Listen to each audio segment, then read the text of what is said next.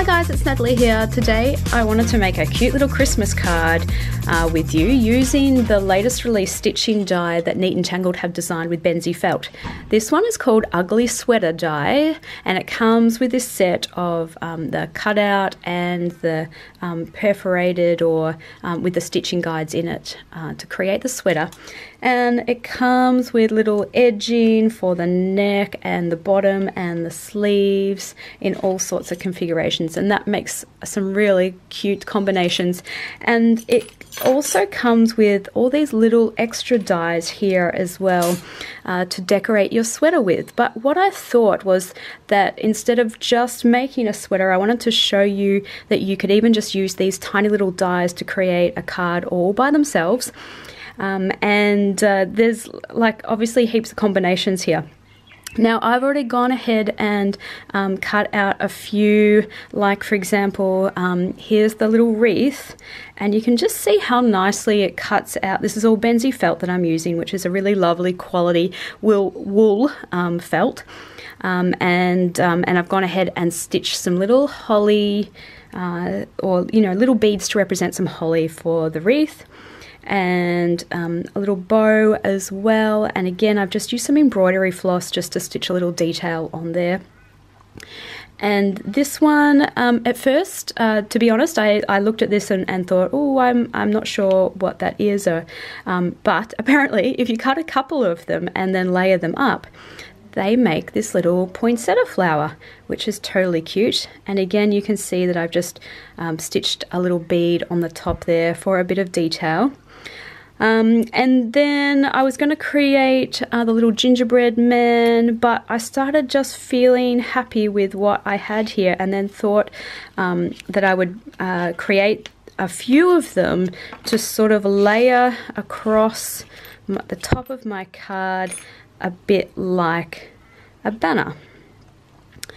But obviously I need to go ahead and create a few more so that I can lay them here. And I wanted to show you how easy these little dies are to cut the felt. So even these tiny little ones, let me just grab my big shot, and I've gone ahead and just cut out some tiny little squares because you obviously don't need very much. And I've got some lovely new plates on my machine. So first time cutting, really exciting.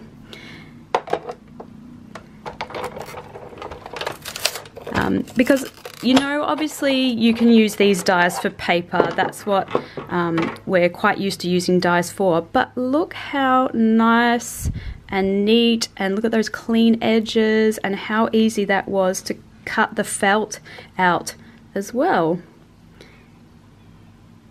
So we just need to cut one more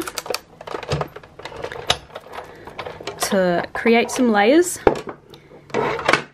And again, perfectly cut. Just let it focus. And it's going to go on there. And I just need to add a little bead to that one as well. But while I've got my big shot out, I wanted to also then add a little detail to the paper, my background paper on this card. So I'm going to use one of these edging dies and line it up nicely just with the bottom of my paper and run that through my machine just while I've got the machine out. Because I think sometimes when you've got a lovely simple idea for a card, you want to keep it clean, but there's something to be said about just adding a few little extra details to really just knock it up one more notch. So I thought I would just add this little edge. Oops. I just need to stick it in place, I think, because it's right there on the edge.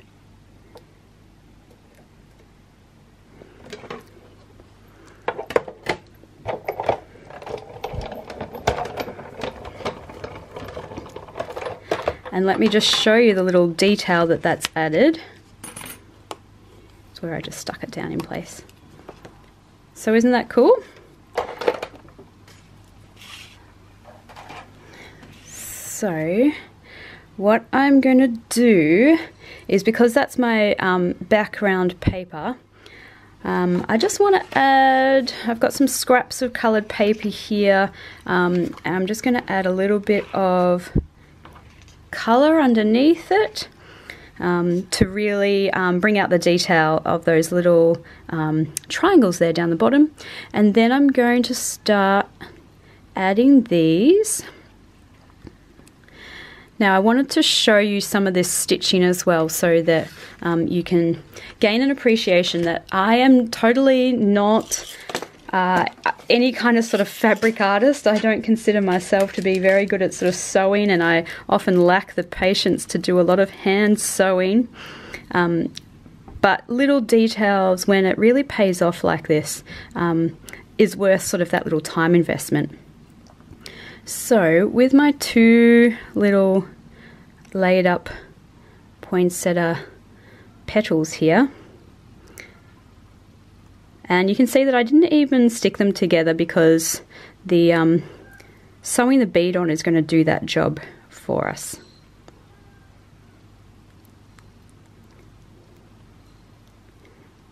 So I've got a little gold bead here because it's Christmas, so you've got to add some gold to things. Oh, my knot in the bottom has come undone, so let me start again.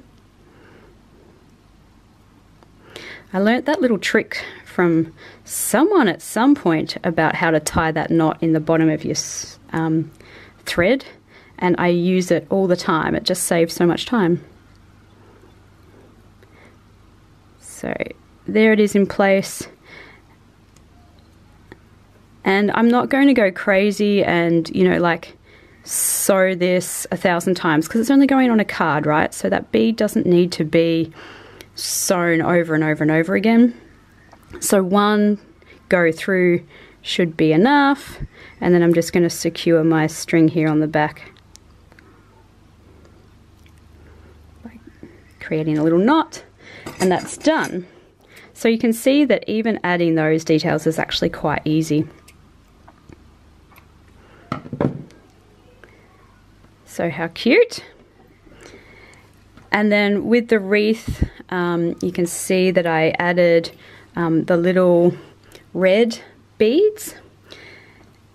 And my little trick here, when I first started, I was thinking, how many beads am I going to add to this if I just start winging it? Am I going to make the spacing quite uneven? What am I going to do?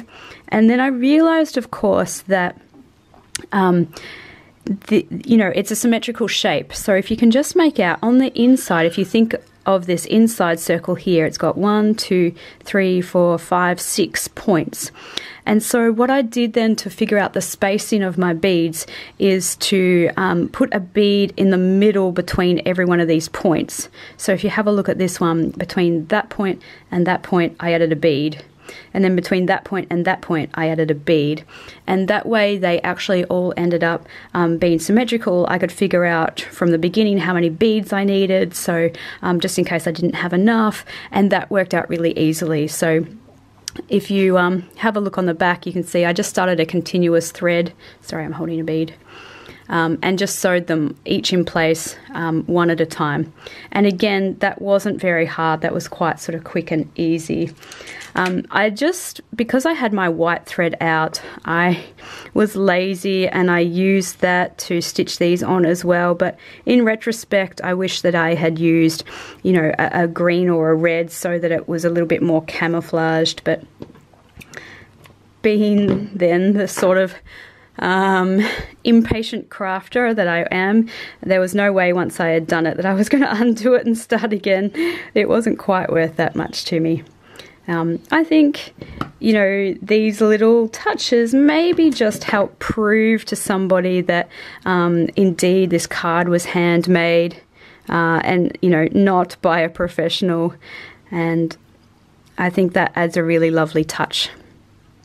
So even if it's a bit of an error or a bit of a mistake, those sorts of things can sometimes pay off too.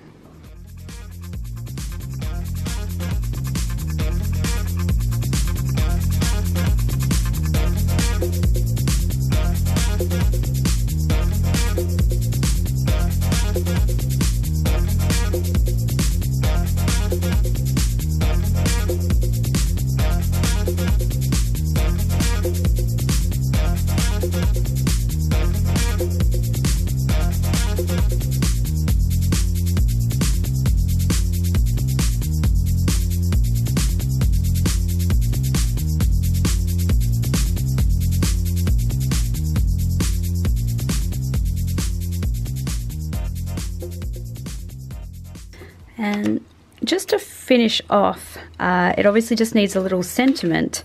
So I've pulled out one of last year's Christmas sets, the Christmas pageant.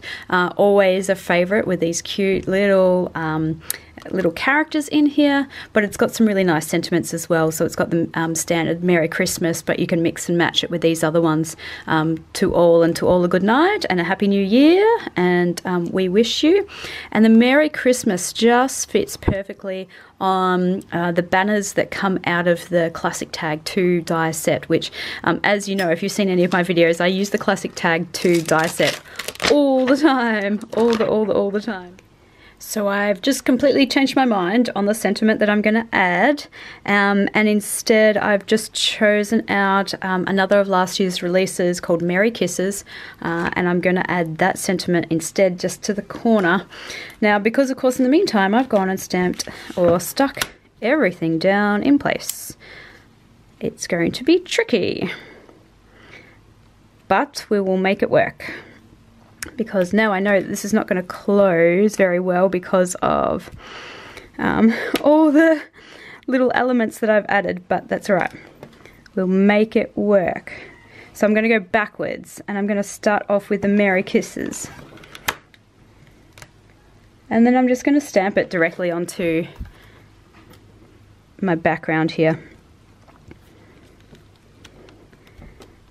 Because again, I thought about heat embossing, but now that I've stuck everything down, I'm afraid that the heat will sort of make the paper warp, I think. And am I going to regret this too? Potentially. Doesn't matter though. As we say, no mistakes in art, no mistakes in crafting. Just experimentation and fun. But I am happy with that brown instead of the black, I think.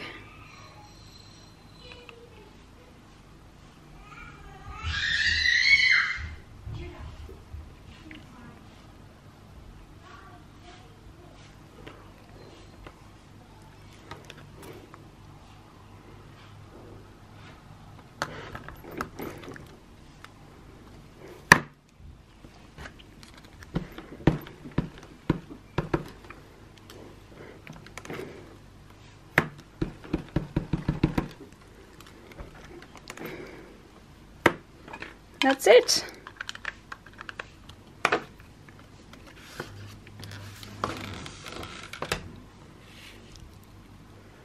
Very cute.